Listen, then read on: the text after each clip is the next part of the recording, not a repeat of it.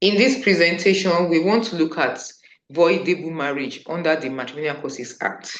And of course, when I talk about the Matrimonial Causes Act, we know that we are talking about statutory marriage in Nigeria. So in what circumstances would a marriage be voidable? We have underscored the fact that a marriage can be annulled on the twin pillars of where the marriage is void or where the marriage is voidable. So this video will concentrate on voidable marriage. If you want to look at the video on when a marriage will be void, then I advise you to check the previous presentations. Now, to assist our discussion, I'll share my screen. And in doing this, I want us to understand the fact that the principal legislation that we'll be looking at in this presentation is the Matrimonial Causes Act, because we are talking about a statutory marriage, and our learning objectives are twofold: to know the principles or the factors or the conditions under which a statutory marriage will be regarded as voidable. When you say that the marriage is voidable, let me underscore the fact that it means that it is voidable, but you don't have to, nullify it. It's now left to the discretion of the parties involved as to whether they want to annul the marriage or not. Unlike when a marriage is void, in the eyes of the law, a void marriage does not exist. But a voidable marriage, which we are talking about in this presentation, may subsist validly till the parties are dead or decide to separate or any other thing. So it is now left for them to determine whether they want to petition for nullity. And I must also underscore the fact that only the parties to the marriage are at liberty to bring a petition for annulling a voidable marriage, unlike where you have a void marriage where any of the parties or even third parties could apply to the court to have the marriage annulled. Now, the learning objective, the second one, is that we want to know and be able to apply the restrictions or bars to petition for voidable marriage. There are some restrictions, some limitations that the law imposes, such that even when you have been able to establish that these factors for, or any of the factors for nullity of a voidable marriage has been established, the court may still refuse to grant the petition of the petitioner. So these are some of the restrictions that we're looking at in this presentation. As I share my screen, I want you to understand also that the voidable marriage is essentially governed by the provisions of Section 3 of the Matrimonial Causes Act, which deals generally with matrimonial causes with respect to statutory marriage. And that's section 5 rather. Now, Section 3 deals with void marriage. Section 5 deals with voidable marriage. And the section says that where at the time of the marriage, some factors have taken place, the court will annul the marriage. So it is important to underscore the fact that as at the time of celebrating the marriage, if these conditions that we are going to discuss can be found to have been in existence, any of them will be a basis for petitioning for nullity of that marriage. One, that either party of the marriage is incapable of consummating the marriage. The statutory marriage, the English kind of marriage that we inherited in Nigerian law, is such that, in fact, in terms of its conception, it was regarded as essentially meant to religiously for consummation, as it's regarded as a divine call for consummation. And if the marriage in the traditional English society is not capable of being consummated, the marriage is regarded as void. In fact, the English society did not recognize dissolution of marriage, but they recognized the fact that you can annul a marriage because it is incapable of performance, where the parties are unable to consummate. Consummation means sexual intercourse between the parties. but I will explain further when I look at each fact. So that section 5 says if either party to the marriage is incapable of consummating the marriage. Second, if either party at the time of the marriage, don't forget that point, either party to the marriage is of unsound mind, a mental defective, or subject to recurrent attacks of insanity or epilepsy. You know, you also where either to the party to the marriage is suffering from venereal disease in a communicable form, or the wife is pregnant by a person other than the husband. All these conditions must exist at the time the marriage is being celebrated. Now let's look at them one after the other. Incapacity to consummate the marriage. I said that consummation of a marriage requires that there must be sexual intercourse between the parties after the celebration of the marriage. So where at the time they were getting married as husband and wife, one of the parties is incapable of having sexual intercourse, that marriage is regarded as fundamentally defective and is liable to be annulled. If you now decide that you want to stay with the person, you don't want to annul the marriage, is a different thing. But the innocent party has that right to come to court and have the marriage annulled. And I would also talk about the fact that the other part, the person also in the condition of being unable to consummate may also petition. Now, sexual intercourse does not mean that they must be able to achieve pregnancy. It does not mean that somebody, we are not talking about barrenness or sterility. We are talking about being able to have the sexual intercourse. So if they are unable to achieve pregnancy, that is not a basis for annulling a marriage. And once there's sexual intercourse between the parties after the marriage, you cannot see that that person is capable of consummating the marriage as at the time the marriage was celebrated. The incapacity may be proved by subjecting the person to medical examination. And you have some cases there. In this age of same-sex marriages, you would see that sometimes there will be many litigations in the Western world about whether the person who has a transgender, for instance, is capable of achieving sexual intercourse. That was what happened even in the 70s, as far back as that, when in the case of Corbett and Corbett, one of the parties, born male, changed the gender to female, and after marriage of a few months, the other party petitioned for nullity on the ground that there was incapacity of the other spouse to consummate the marriage. So that case is quite interesting. Please read it up. And so you can determine incapacity also by medical examination. If the person refuses to submit to medical examination, you can also presume that the person is incapable of consummating the marriage.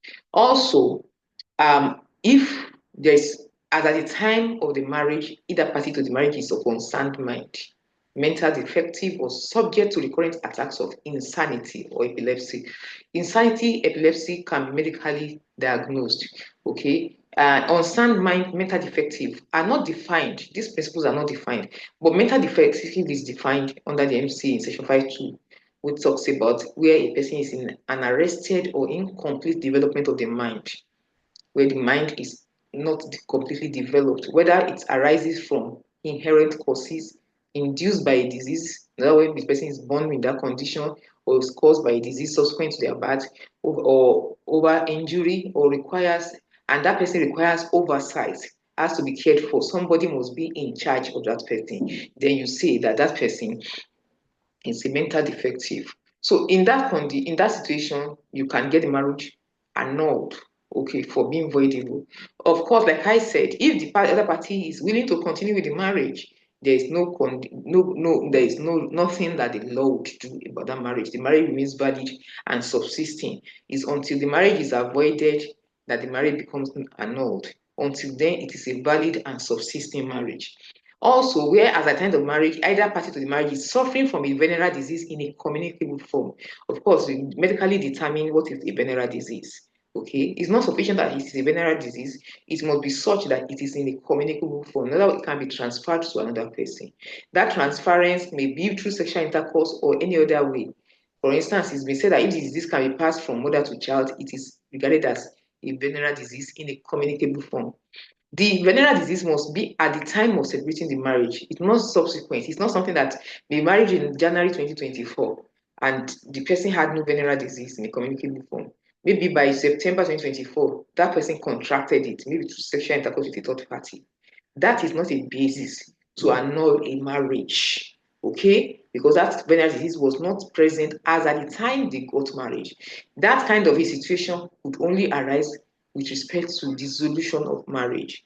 And let me mention the one point before I go further, that when you talk about incapacity that I discussed earlier, you must note that there's a difference between incapacity to consummate a marriage and willful and persistent refusal to consummate a marriage. The willful and persistent refusal to consummate a marriage relates to dissolution of marriage. You can have the marriage dissolved because that is an intentional act. But here we are talking about incapacity, inability. The person may be willing, may be desirous of consummating the marriage, but they are unable to consummate the marriage. So I thought I should just mention that point. Now, venereal disease must be at the time of celebrating the marriage. And Section 37 of the MCA discusses states the fact that the person that is applying must show that they did not have knowledge of this venereal disease at the time of the marriage. The petition must be born within 1 year of discovery of the disease. And since the discovery of the disease, there has been no sexual intercourse between the parties. You cannot approbate and reprobate. Also, a marriage may be annulled on the ground that is voidable where the wife is pregnant by another man as at the time of the marriage. So imagine Mr. and Mrs. A got married, and then Mr. A realizes that the wife was already pregnant at the time they were getting married. Maybe she's pregnant for somebody else, and maybe she plans to give the baby to her real husband now. This is a ground to annul the marriage. If Mr. A was aware that she was pregnant for somebody else and decides to marry her with the pregnancy, that is not a basis to annul the marriage because there was knowledge on his part. I would see that again going further. So you cannot approbate and reprobate. We are talking about a situation that will be akin to deception, so to say, that she's pregnant for somebody else and now gets married to Mr. A without that person's knowledge of her state of pregnancy.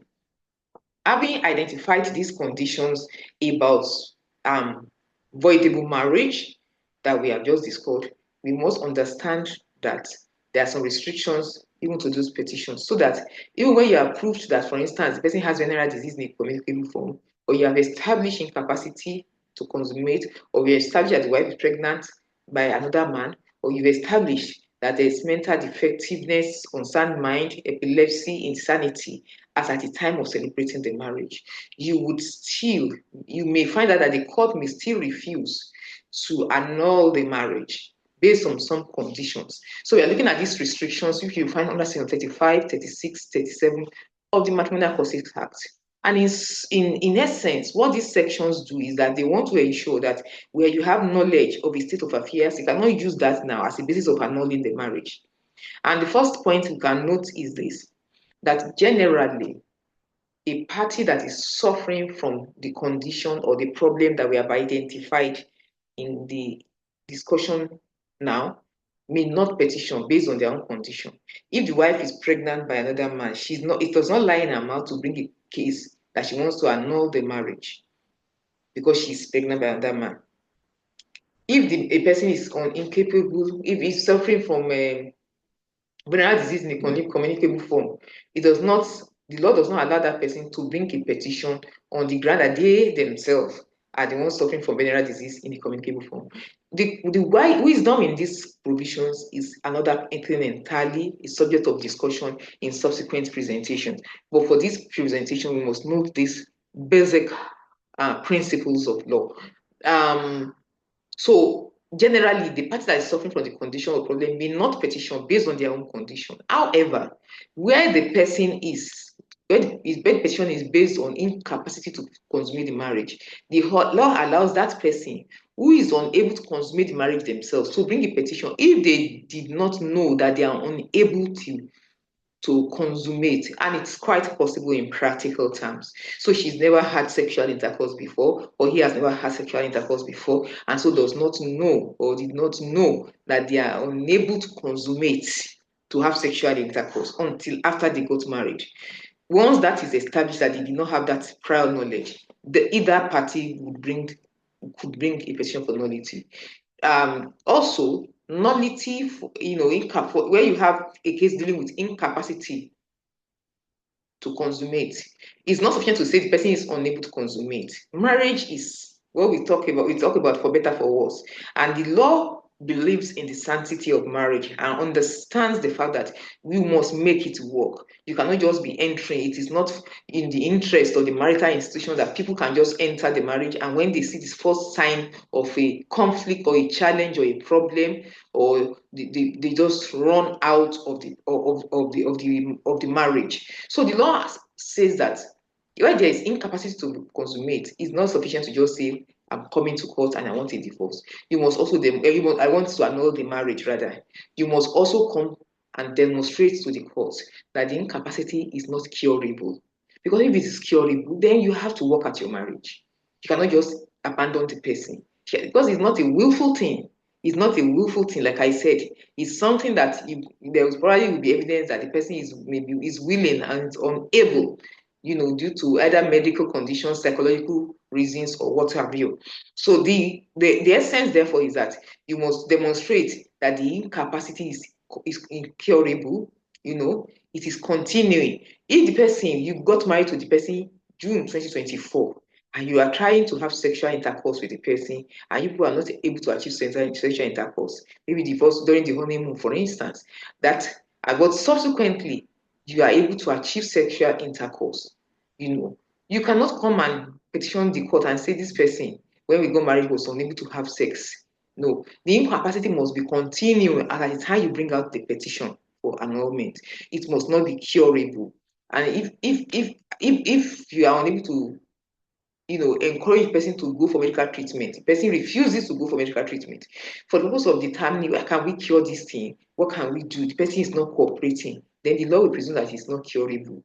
Or so if the person refuses to submit to medical treatment, it will be presumed that it is not curable. Or if the person refuses medical examination for purposes of determining whether it is curable or not. So if they do medical, if they say come and take medical aid, come and let's conduct a medical examination on you as the person that is unable to consummate the marriage, and you refuse to submit to that medical examination, then the law will presume that it is not curable. The essence of the medical examination will be to determine whether this incapacity is curable or not. Or having submitted to medical examination, and the medical examination suggests that it is a curable condition, but you now refuse to go for medical treatment, then the marriage can also be annulled. Then a petitioner who knows that the respondent, so we've established the fact that generally the person that is suffering for the incapacity or the problem or the limitation is not generally allowed to bring a petition. Now, the innocent party who is bringing the petition must also demonstrate that they did not know of this state of affairs when they got married to that person. For instance, incapacity, you must demonstrate that you did not know that person too, you are getting married to is capable of consummating the marriage, such that it will prevent a situation where Mr. A tells Miss A, I don't actually mind whether you can consummate or not. I just love you. I want us to spend the rest of our lives together. They get married. The person thinks that okay, they are safe, and after the marriage, 2 years later or a year later, you say that you don't want marriage again. You cannot cope. You cannot petition for nullity in that context. The court may also deny a decree of nullity where there's evidence. And in this place, the provisions of the Act just talks about the fact that if the conduct of the petitioner, since the marriage, the court can look at the conduct of the petitioner and determine whether they want to allow it. We don't know what the kind of conduct the court will be expected to look at in this context, where there is lapse of time between the time you discover the state of affairs and when you brought the petition, or where there are other reasons that the court may consider as to be harsh and oppressive to the respondent, or reasons that are contrary to public policy. These are the black letter laws, provisions of the law. How the court would interpret this have not been brought, the provision has not really been utilized under Nigerian law as such. So we are unable to determine the explanations or the applications of this provision under the law.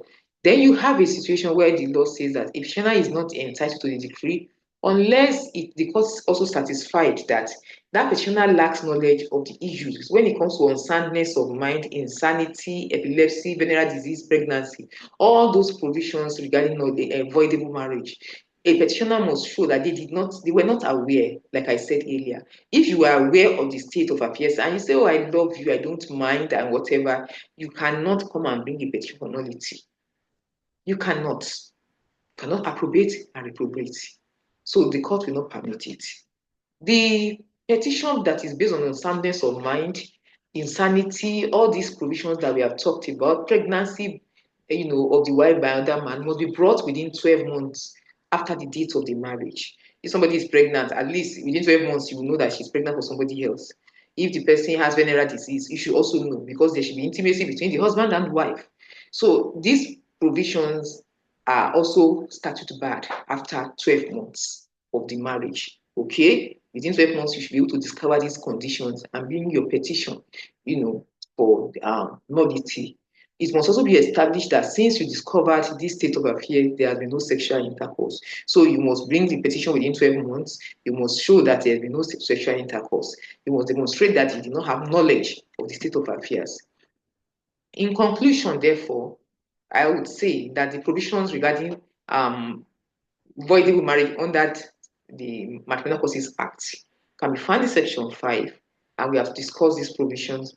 These provisions, the application for nullity of a voidable marriage may only be brought by a party to the marriage, okay? And a marriage is voidable on the circumstances that are listed under the Act: incapacity to consummate, mental defect, venereal disease, unsoundness of mind, insanity, epilepsy, pregnancy by the wife or another person. Generally, the law does not allow a guilty party, a person that is suffering for the condition, to bring the application for nullity. Okay? It usually permits the other party, except when it comes to incapacity. The statutory bars to nullity under the Act must be taken note of.